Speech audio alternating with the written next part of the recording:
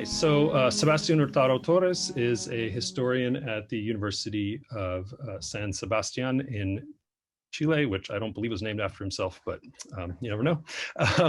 And so his book came out first. So if you'd like to begin, Sebastian, by telling us a bit about The Gathering Storm. Thank you, Ben. And thank you to all of you. Thanks to everyone who participated in the organization of this event and everyone at the press who helped me along the way of crafting this book. So I think that's the first thing in order. Well, my book, rather than giving you a summary of it, I would like to tell you what my main motivations and how those motivations kind of run a particular course so that the book finally is what it is. My main interest by starting the research, or at the start of the research, was going beyond covert operations. That had been the most relevant and the most talked about issue of US-Chilean relations in the 60s and the 70s.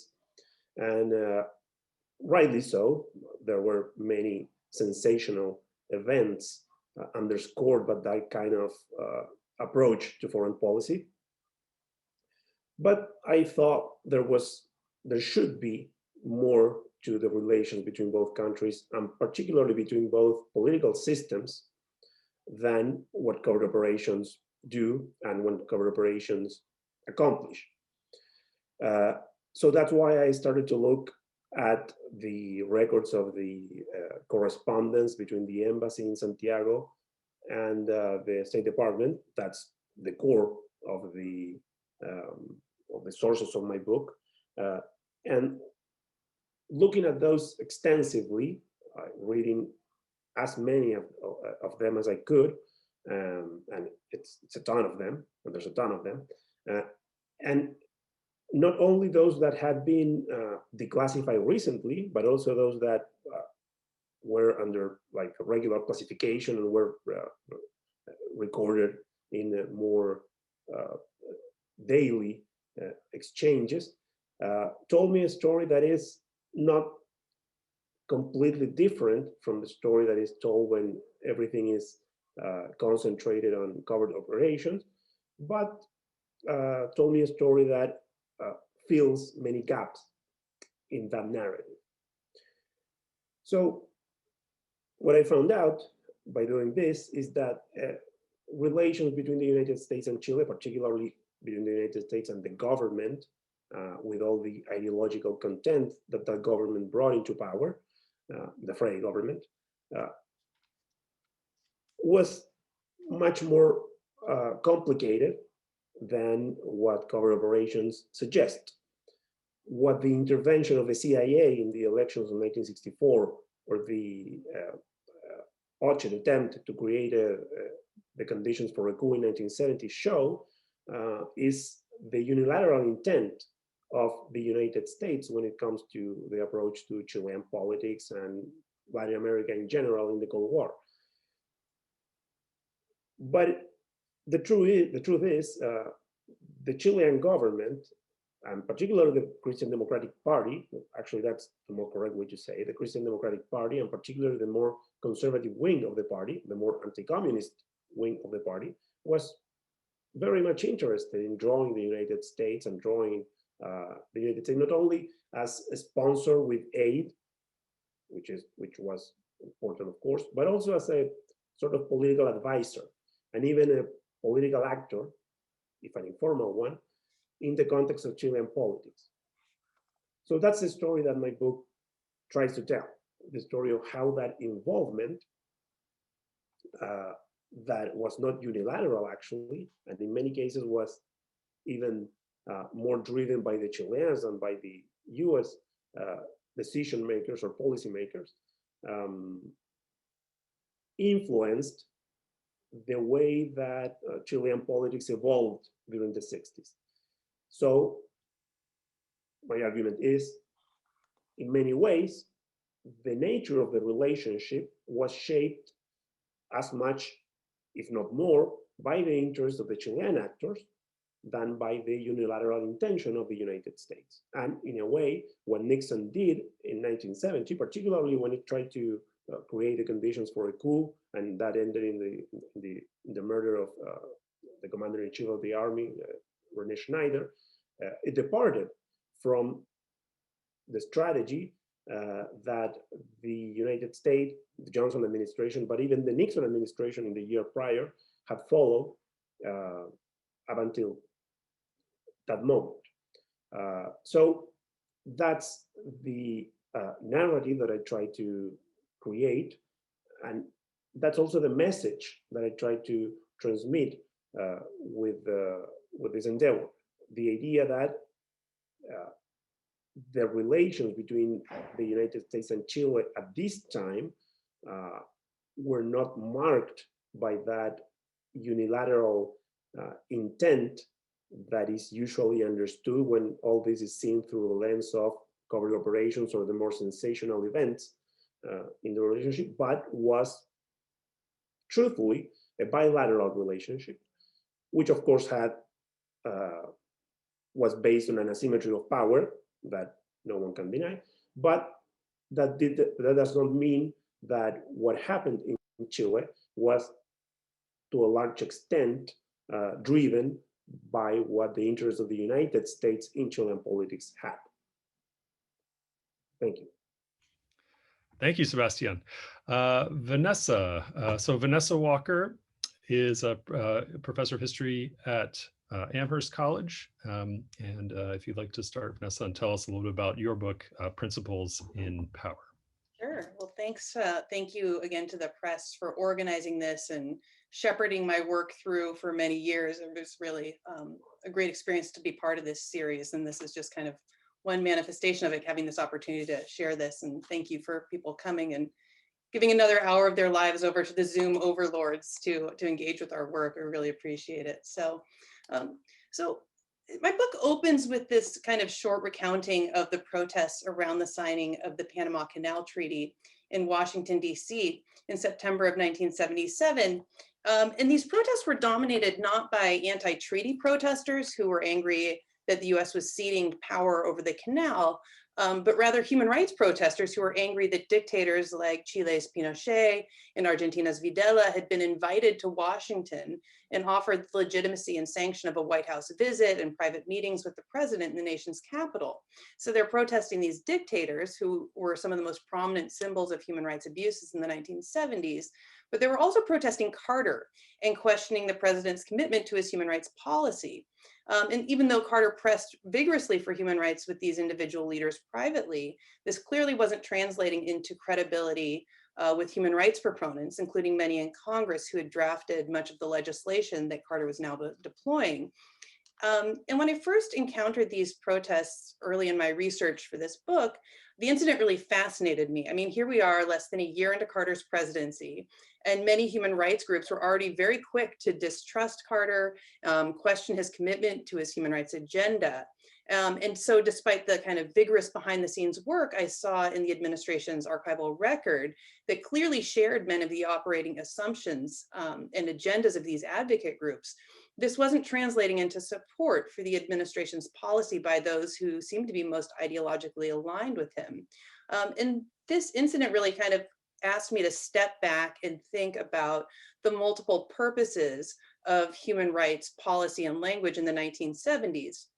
And when I did that, it became really apparent to me that the US's human rights policies in this moment were not only about addressing abuses taking place abroad. And so rather than evaluate US human rights policy based exclusively on its ability to change the behaviors of foreign governments, I started to also explore it as a self-critical policy to address the failings of Cold War paradigms.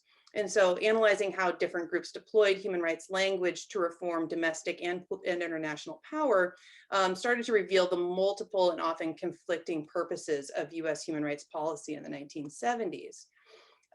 And so since I wanted to look at these kind of multiple meanings and objectives, that required me to then take a serious look at the really complex relationship between advocates and government officials.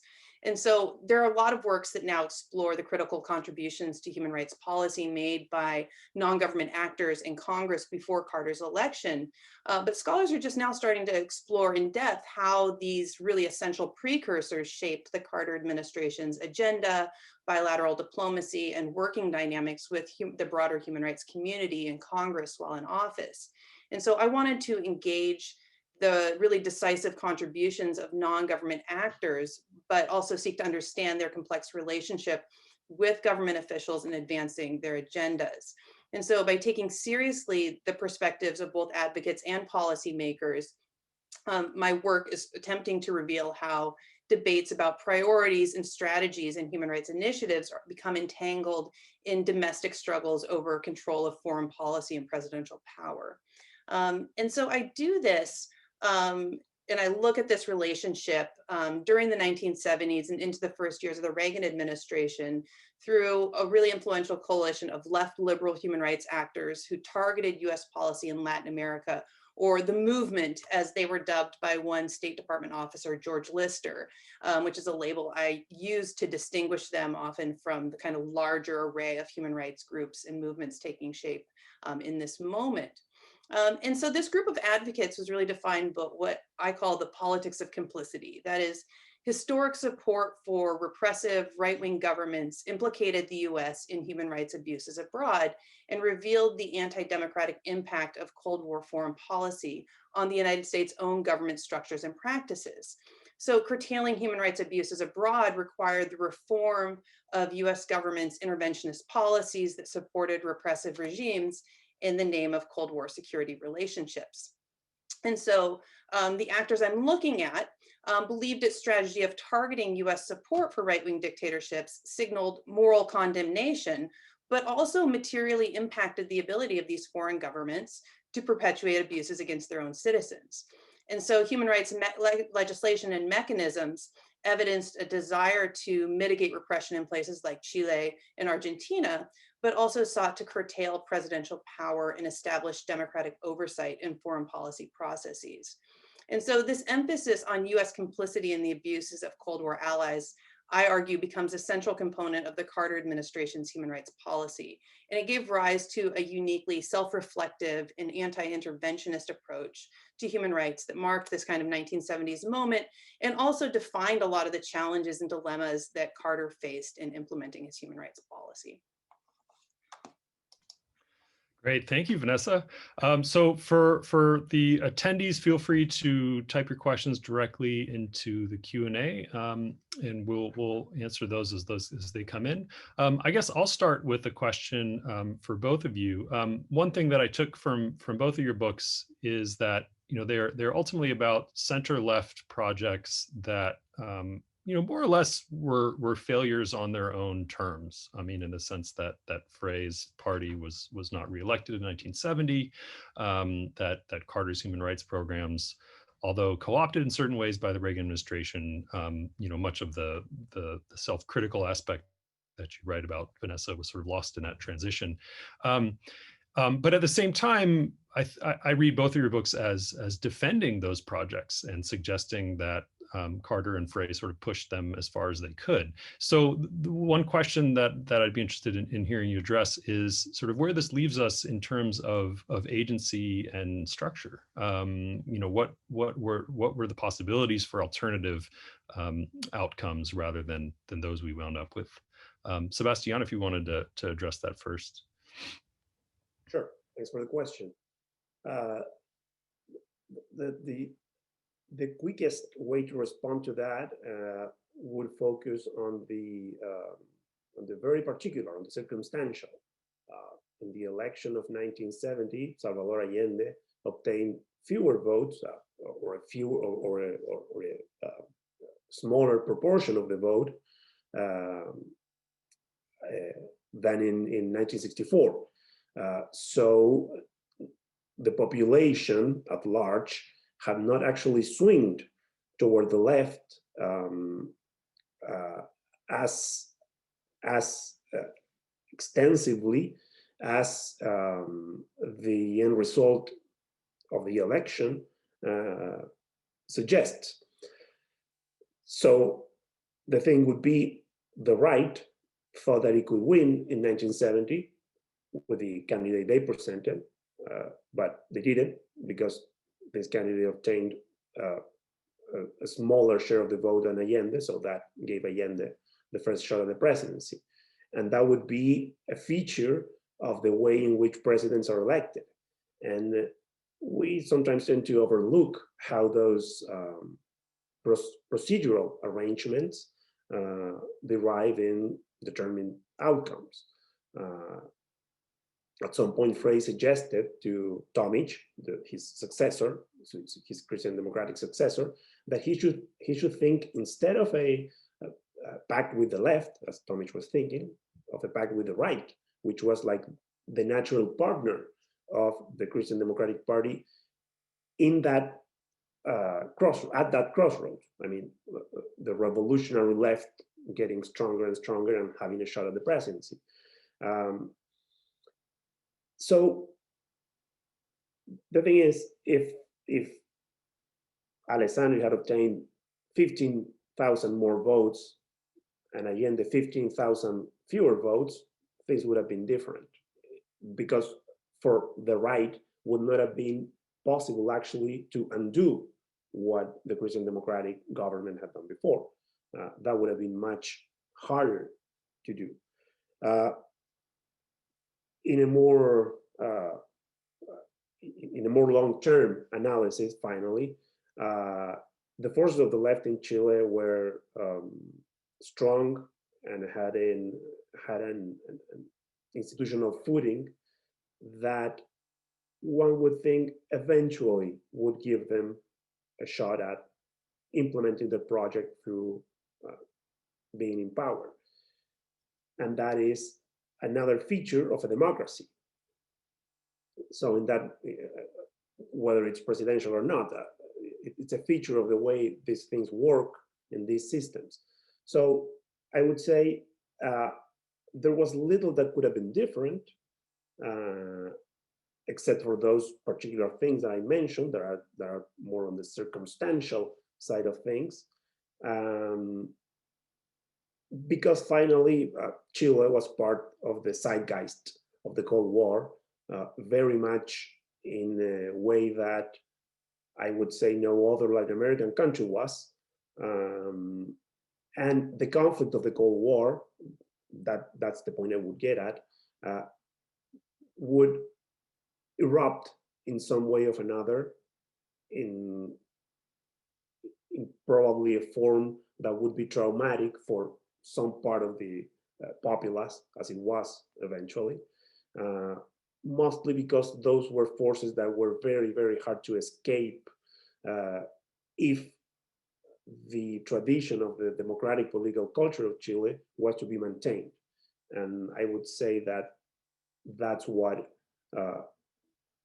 ended, not that it had to end exactly the way it did, but I would say that the eruption of a conflict, and of a conflict that would be violent and that would be even bloody, was very hard to avoid, considering how that belonged in the climate of the Cold War.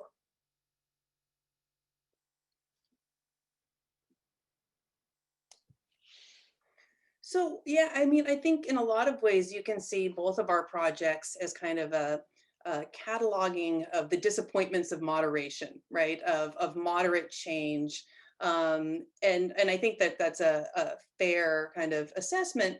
At the same time, I think I would hate to kind of leave it at that. On the one hand, you can say, yeah, that where human rights policy, for example, for my work went after the Carter administration certainly wasn't reflective of many of these advocates' visions. On the other hand, a lot of the work that they did institutionalized the issue in really important ways that made it impossible to completely reimagine human rights or discard it altogether, right? So you have an institutional legacy that came from this moderate, slow, hard work that went on in this earlier period.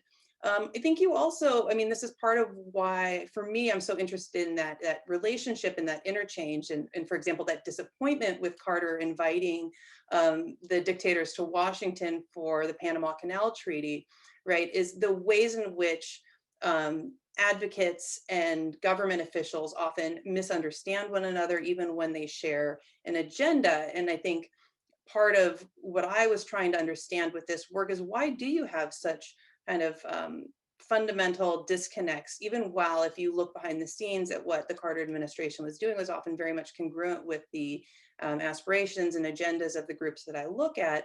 Why does that not actually translate into support? And some of that is structural, and understanding the way that advocates and activists move political change, right? They move political change by pushing for more than they can get constantly, right? That is the role of an activist.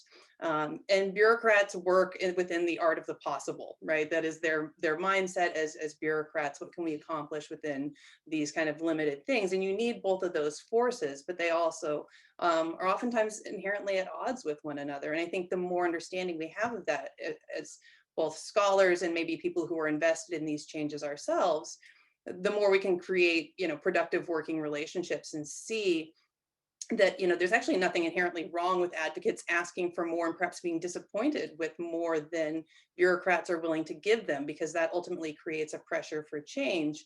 And I think it's actually pretty remarkable what a lot of these groups that didn't even exist in the early 1970s were able to accomplish, and certainly weren't focused on human rights, what they were able to accomplish, institutionalize, legitimize, in this short period of time, working through bureaucratic networks, working through diplomats who cared about these issues, through public pressure campaigns. So I don't think we can just look at it and say it was a failure. Certainly it wasn't sustained, and it was never as realized as both a lot of the diplomats involved or the advocates themselves wanted. But there was a lasting change, and of course, we don't want to discount the actual people whose lives were directly impacted by these policies in very real and meaningful ways as well. Great, thank you. Vanessa, I have a question for you from Alan McPherson. He's someone who has read your dissertation and wants to know a little bit more about how the book is different. And maybe if you want, you could use this as an opportunity to talk a little bit about that process of moving from a dissertation to a first book. Gosh, well, hi, Alan. Thanks for coming. Gosh, I have a hard time remembering my dissertation. I'm a little embarrassed to note how long ago that I wrote that. I think part of what started to shift for me in thinking about my dissertation versus the book is, one, there was just an enormous amount of literature that came out while I was working on my dissertation on this pre-Carter period. So, work by people like Barbara Keyes and Sarah Snyder's recent work, and Mike Schmidley's work. And so there's a lot of stuff that happened primarily in the pre-Carter era. And so I originally had much more emphasis on that kind of early period of the buildup to the Carter administration that I put a lot of emphasis on.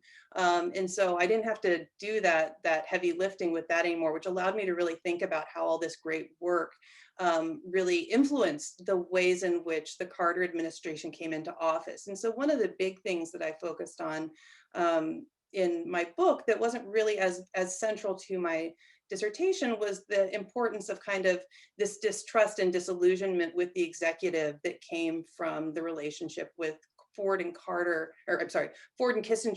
and Nixon, and their initial response to advocate and congressional action in the years before the Carter administration. So there's a lot of tensions that arise during the Carter years, because Congress, which had really been the vanguard of a lot of these efforts, was inherently suspicious of executive actions or inactions on human rights by the time Carter came in. There was a lot of bad blood and disillusionment between the executive and the congressional branch, and human rights had really been kind of instrumentalized in these battles over control of foreign policy mechanisms and congressional oversight of these decisions that come out of things like the congressional investigation into Chile and the United States' role in the Chilean coup, its response and efforts to get around early congressional mandates on human rights. And so that really colors the Carter administration's relationship with Congress and activists from the outset. So things like country reports and desires for executive flexibility on some of these mandated rules about how you implement human rights guidance in everything from foreign and military aid, of course, but also increasingly bank loans and international lending institutions, and whether or not those are appropriate mechanisms for human rights, were already embedded in this strained relationship over control and power between the executive and congressional branches. So I think that's one thing that definitely was foregrounded in my book that was not as central to my earlier dissertation project. And then, of course, taking it into the Reagan administration, the Reagan chapter was not part of my dissertation. And I thought that was important, again, for really highlighting the ways in which the kind of ongoing dynamics between advocates and diplomats were sustained into a very different administration and relationship, but also the ways that human rights worked for very different purposes, right? So you can have some very radical changes, but also some important continuities in the working dynamics between Congress and the executive, between advocates and government that carried over between these two very different presidencies. Great, thank you. Question for Sebastian from Rachel Nolan, who wants to know a little bit more about the differences between the classified documents that you talked about and the declassified documents. So can you say a little bit more about what might be gained by moving beyond the classified documentation, especially perhaps for those who are studying other areas affected by US foreign relations?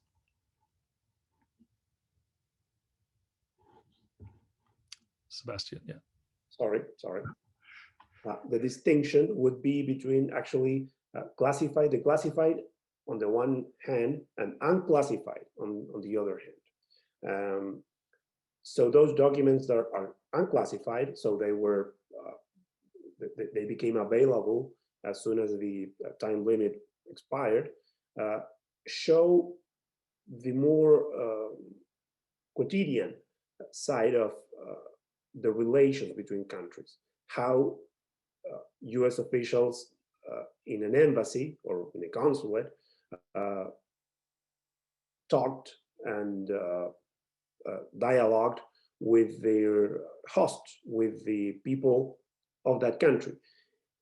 Of course, their main interest was to have relationships with politicians or people of some influence.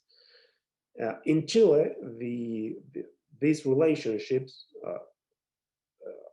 revolve around members of parties because the Chilean political system and the power structures of the country revolve around a very strong party system. So that's why it goes that way. In other countries, I suppose it's different because the people who are important for an embassy are not necessarily members of parties who have the same importance that parties have in Chile. And that's my guess with Central America, as this person asked. But in any case, what I would say is that those documents, those that record the most continuous engagement of diplomats stationed in a country, record the way in which those relationships are actually bilateral. When one concentrates on the declassified documents that tell much more about the way things were discussed and finally decided in Washington, we lose sight of that. And since, in addition, all these documents are extremely rich in information, because the way in which US diplomats worked on site is remarkable that way. I think there are actually very various proofs of that in Vanessa's work too. is very useful for the reconstruction of the histories of these countries. So what I think I accomplished with my book was not only to write about the relationship between Chile and the United States, or between the, say, Johnson administration and the Frey administration, but also a narrative of the history of Chilean politics at that time that would not be possible to reconstruct in the same way, with the same level of detail, with the same level of, with the same kind of information even, that I would be able to if I didn't have access to these records. So I would say that those records, a little in a way of the way in which imperial museums work, help to reconstruct the histories of these countries, because I can guess, I don't know by doing research directly, but I can guess that the way in which the United States, in which US diplomats engaged with societies, and particularly with persons of importance in the power structures of those countries during the Cold War, tells a lot about the histories of those countries in a way that probably local records don't. Thanks. That imperial museum metaphor is a really provocative one that I think has a lot of truth to it. So two questions for Vanessa, both about sort of what's significant, or how should we understand the 1970s. The first from Melanie McAllister. She was curious about the question of whether these activists in the 70s were uniquely self-reflective, or can we find that same kind of criticism among other activists of different eras? And Catherine Zine also wanted to know, to what extent is the disenchantment of human rights activists due to the context of the 70s as kind of a reaction to the 1960s? Yeah, so great questions, both of those. So, so Melanie, your question, I wouldn't argue that the activists themselves were uniquely self-reflective. I would argue that the policy that their activism gave rise to was self-reflective in a way for human rights that we haven't seen in other contexts. I think activists are often feeling very free to criticize their own government, and I think that is not something that has died out, even as it maybe has been drowned out by other activists pointing more to foreign abuses, say, for example, the contemporaneous critiques, fair critiques of the Soviet Union's human rights abuses are very externally focused, right? The abuses of communism, whereas the critiques of Chilean human rights abuses, for example, are also critiques of the US government's broader Cold War agenda and policies. So certainly not the activists themselves, but rather the policy that was implemented and activated by the Carter administration. He adopts a lot of these critiques of activists about the consequences of US power from the Cold War, and he uses that rhetoric quite freely, as does his administration. And I don't see that being used in subsequent administrations with any real frequency. Reagan was very much focused on the wrongdoings of others as the kind of source of human rights abuses and systemic problems in the international system. For the question about disenchantment, yes, I think there's a lot of reasons that activists were disenchanted. And I think part of that is also just a general declining trust in the state, of course, that comes in the wake of 1960s and Vietnam, also revelations about the United States involvement in things like the Chilean coup, right, really break a sense of trust in government. So I think that disenchantment is certainly part of this moment. And I'm hesitant to stop there, though. I think it's more of a demand for accountability. And I think one of the points of disillusionment with Carter in particular is that he, for a variety of reasons, does return to a reliance on what we often call quiet diplomacy. And I think that because his actions, to be effective and to move away from this kind of US throwing its weight around, to be effective, you have to often do things quietly and subtly, particularly when you have a history, as the United States did in Latin America, of very direct intervention in the internal affairs of other countries, right? So if you have a human rights policy that you want to be effective at actually materially improving the conditions of people in those countries and not generate a nationalist backlash or empower people like Pinochet, who was very effective at mobilizing US involvement and pressure to his own advantage, you have to do things subtly sometimes. And that means you don't get a lot of credit for the work you're doing behind the scenes, but that also means activists see you as falling back into these policies of inaction, which they were very familiar with from, again, the Ford and Nixon administration. So quiet diplomacy often looks like inaction, which it may or may not be. So this is one of, again, thinking about that larger dynamic and how do advocates and diplomats work together productively. You have to have some mechanisms for transparency and accountability, as well as building credible relationships with one another. So there's an element of trust. And I think in the 1970s, there is very little basis for trust between the government and non-government groups. And I think that really colors a lot of these dynamics. Thanks, Vanessa. Question for Sebastian from Michelle Chase, who says, many historians in the US Academy tend to think of phrase victory as the product of CIA covert assistance. Could you say something about the positive attraction of Christian democracy in that period, in particular, its attraction to many women? Thank you. Part of the argument of the book is that the partnership between the Johnson administration and the Christian Democratic Party and the Reagan government was based on the convergence in views about modernization. And that's not directly determined by the shared anti-communism of the United States and the Christian Democratic Party, especially its framing. The Christian Democratic Party proposed a road towards development. That was the concept that was used at the time, that to a large extent converged with the ideas of the democratic foreign policy of the 60s toward Latin America and toward the rest of the world too, that was based on modernization theory.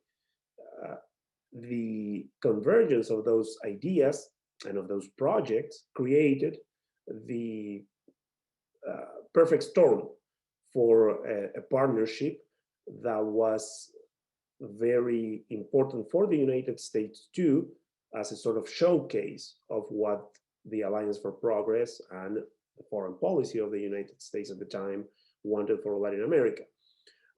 So that would be the positive for the United States. That would be the positive side of the Christian Democratic Project for the sensibility that was in power in the United States during the 60s. Actually, the relationship between the Christian Democratic Party and the US foreign policy apparatus, and especially the democratic establishment in Washington, had been born while Kennedy was still alive.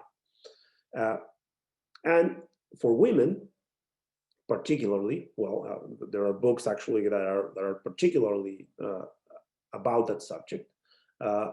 There was this, first of all, sensation that the radical project of the Christian Democratic Party, radical as it was in terms of the changes it proposed, was still contained within an atmosphere that was respectful and that was not a threat to the social and cultural order, the cultural mores too, to which many women adhered in the 1960s.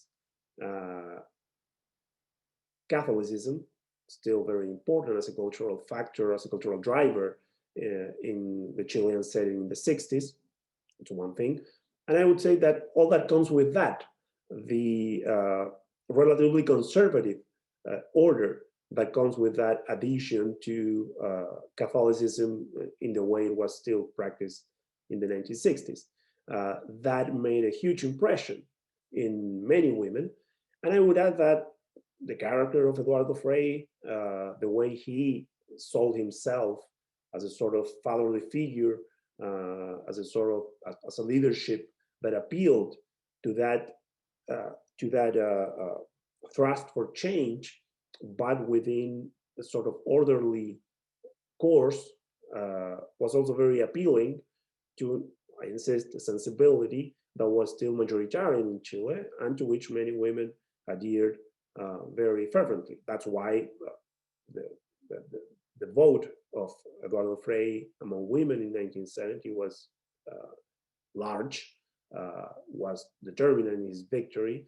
That's why Allende's vote in 1970 among women was smaller than Alessandri's vote among women in 1970. And well, there are many other pieces of data that one could add that would back that particular argument.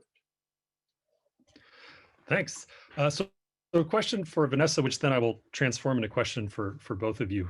So for Vanessa, this is from Hugo Harvey, who asked, did you find evidence about the participation of the leaders of the Chilean Christian democracy from Chile or from the United States trying to influence the American foreign policy against Pinochet? So in a sense, to what extent are the actors in Sebastian's book, sort of present in your book at all? And then maybe I could flip that around. It doesn't work quite the same way going backwards in time, but Sebastian, I'm curious, did you come across an influence of non-governmental Americans, not the embassy, but people from civil society? Did they have any role to play in Chile before 1970, 1973? Vanessa, if you want to go first. Yeah, so yes, absolutely. In fact, one of the kind of first high profile issues that the Carter administration has to face with its human rights policy with Chile is whether or not to receive Frei in an informal visit at the White House in June of '77. So he comes and he doesn't meet with Carter directly, but he meets with Mondale, Vice President Mondale, he meets with Brzezinski, and they have this whole conversation about what the United States approach to Chile should be, what its approach to Pinochet would be. And so before he comes, there's an enormous back and forth about what is this going to signify? Is this going to be seen by Pinochet as the United States basically setting up his rival internationally? Is the United States basically trying to put that in? Would that actually be productive for human rights? But by not receiving him, what signal does that send about its foreign policy and its commitment to human rights? And so this is why they end up meeting with the vice president rather than having Carter come. And it's a really illuminating conversation that they have, because Frei tells them, he says, look, we support this human rights initiative that you have. We think it's great. Chileans are behind this. But we don't want you to actively intervene in our politics. He says, the worst thing that you could do for human rights in Chile is to throw your weight around too heavily in Chile on the grounds of human rights, because that will just raise a nationalist backlash. And so the best thing you can do is continue to make symbolic stands to support Chileans who are working on this. Certainly don't fund their military, but don't basically work in partnership with the resistance in a way that kind of like Sebastian has documented happened a generation before with Frei. He says, if you do that, if you work too closely with the opposition and throw your weight behind them, it'll just be seen as kind of another American propaganda tool, and Pinochet will be able to use that to his advantage. So we want your help, but we don't want your intervention. And trying to figure out what is that line between support and pressure and intervention is something that is very blurry and very wide. And I think something the Carter administration has to navigate constantly, and often errs on the side of less rather than more because of that history. To build on what Vanessa just said, I think that the mentality of Frei at the time was to say something like, do it the way we did it do it the way you did it with us when we were in government, when we were in power. That there are a lot of arguments to the idea that the United States actually influenced Chilean politics in the 60s in a way that shaped the course of events negatively. But the point is, and this is something that I also discuss in the book, Frey and many of his associates didn't feel that way. They felt that they were actually dealing with the United States in a way that was respectful of Chilean institutions and Chilean independence, Chilean sovereignty. They never felt that they had been pressured unduly into doing anything. Maybe the only exception would be some particular event about the price of copper, something that is not actually the things that one would think about. One ponders these things. So I think the idea that Chile had maintained its sovereignty under Frey's administration and the Christian Democratic government carried over into the 70s, and that's why Frey is being very moderate. Is very cautious in the way he approaches the current administration, because he knows that what happens in Chile is usually and is going to be eventually determined by what happens in Chile, but what is done and decided in Chile, and by how Chilean society shapes its way forward. So I think that there's a strong link between those two situations. And to Ben's question, I did not do research specifically on other institutions or organizations getting involved in Chilean politics or Chilean affairs in the 60s, but one sees things, and there are books or articles written on this, on how foundations like the Ford Foundation or Rockefeller Foundation provided grants to universities for various endeavors. Some of them actually related to the humanities field that was mostly inhabited by people on the left. So there was a conscious attempt to make inroads into that world, as the US did in other parts of the world too, Mexico and Europe and other parts too. There were initiatives regarding what's the word? Reproductive rights, reproductive planning, family planning, that's the term I was using. And that was also a mix of private and diplomatic initiative of the United States.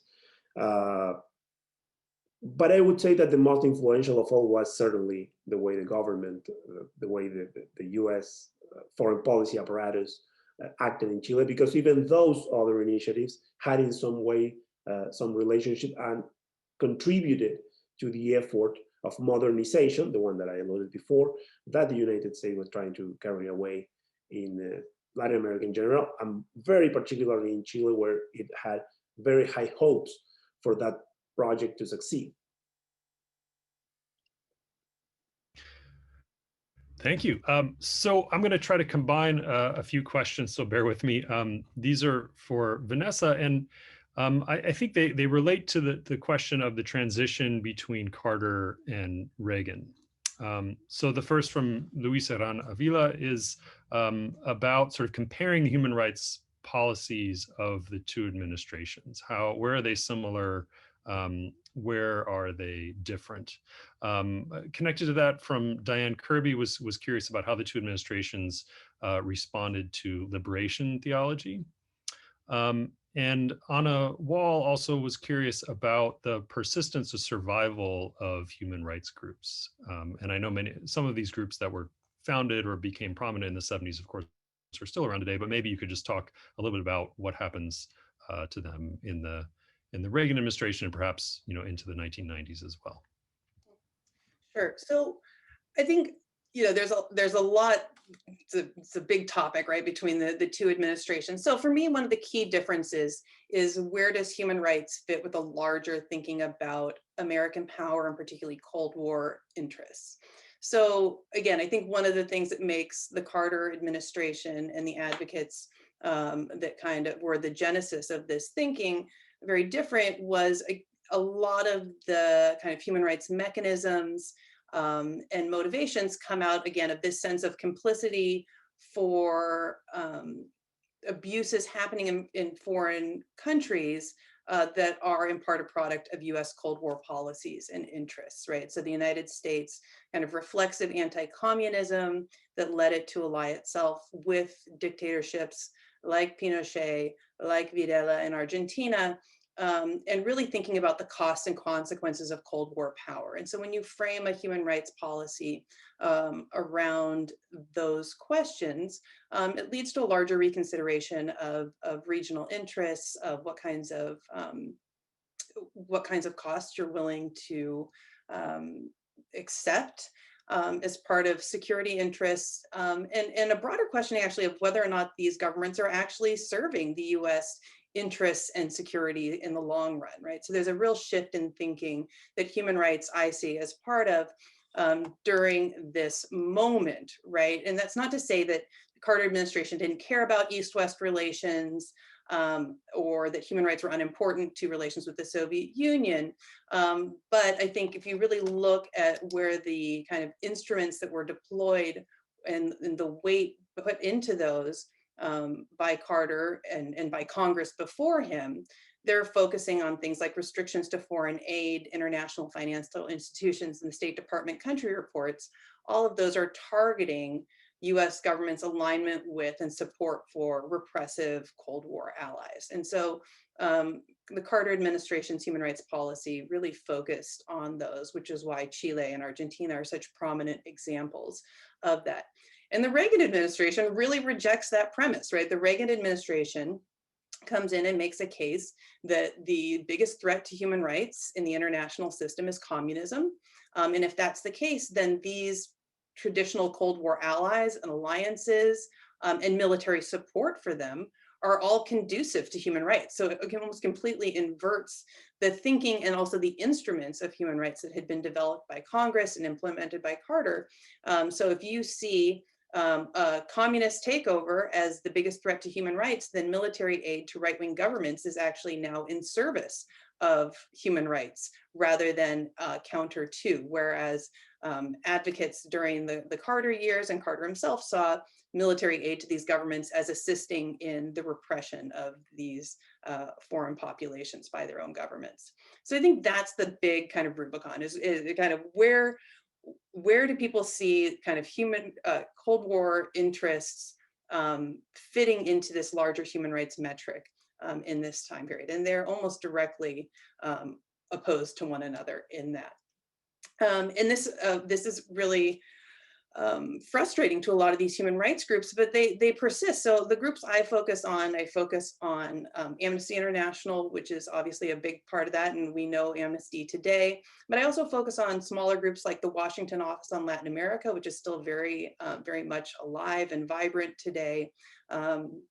You look at groups like the Institute for Policy Studies and Americans for Democratic Action, which are not exclusively human rights organizations, but rather organizations that took on human rights as a central mandate to their kind of various missions in the 1970s as a way to kind of re-energize, for the Americans for Democratic Action to kind of re-energize and reimagine what American liberalism would look like in the 1970s. The Institute for Policy Studies, human rights very much fit in with its kind of larger systemic critiques of liberal capitalism and the human costs of that.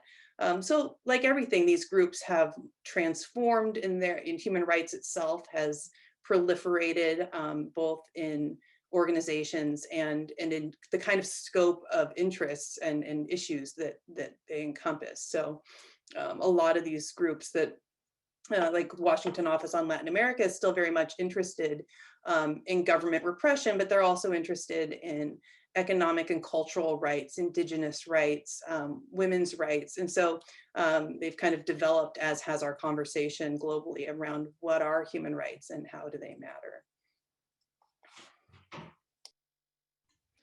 Thank you. Quick question for Sebastian. which is about the regional component here. Is there a sense that developments in, say, Brazil and Argentina are important to the story that you're telling, or do those connections become more important only after the coup? Actually, I was trying to write a response to that. I think it went out. What I would say is that for the United States, it was important to support Frei because he was a Democrat. It was a democratic government as opposed to what happened in Brazil, the other government that they were strongly supporting, or what happened in Bolivia, where they also were supporting basically a military dictatorship. For the United States, these things do not operate in the way that they would when the Allende administration came about, and there was a more clear observation of a divide in South America. But for the South American countries, these things are very important. The Frei administration wants to be backed by the United States, say with military sales too, because they see that Argentina or Peru are acquiring what they consider sophisticated weaponry, and they need that because deep down, what is always most important for these people in power are the things that may at some point threaten the integrity of the state. And those things became more apparent in South America after 1968, when the Peruvian dictatorship took over. And from then on, actually, I would say that I enjoyed a lot Vanessa's work because it's very useful for what I'm doing now, which is a book about the tensions in South America in the 1970s. And that was very, very important for all the governments in South America in the 1970s, maybe in a way that's been overlooked so far, how important it was for the definition of policies, even outside the typical Cold War ideological framework. But I would say that up until 1968, which is the moment when the Peruvian dictatorship takes over, those things were not as important, and they would become, after that point, and actually that's when Frei tries to get closer to Brazil, something that the administration had avoided because it was a dictatorship that was totally opposite to what they stood for. But in the end, Brazil is still the most important power in South America, and Chile, being surrounded by countries that are hostile historically to Chile because of the results of what happened in the 19th century, cannot afford to stay too far from Brazil. And actually, I think that even Allende understood that he lamented that things did not go the way that he would have preferred, or his coalition would have preferred in that realm too. Thank you. Well, we have reached the end of our hour. So I would just like to thank again Vanessa and Sebastian for sharing their knowledge and wisdom with us today. We got to almost all the questions. There are a few that are still outstanding. I will share those again with our panelists, and they can follow up. So thank you again to all of those who shared this hour with us. Our next event will be in March. Judy will be speaking with the authors of 2 books on the 19th century. So stay on the lookout for those. Thank you all very much, and have a good rest of the day.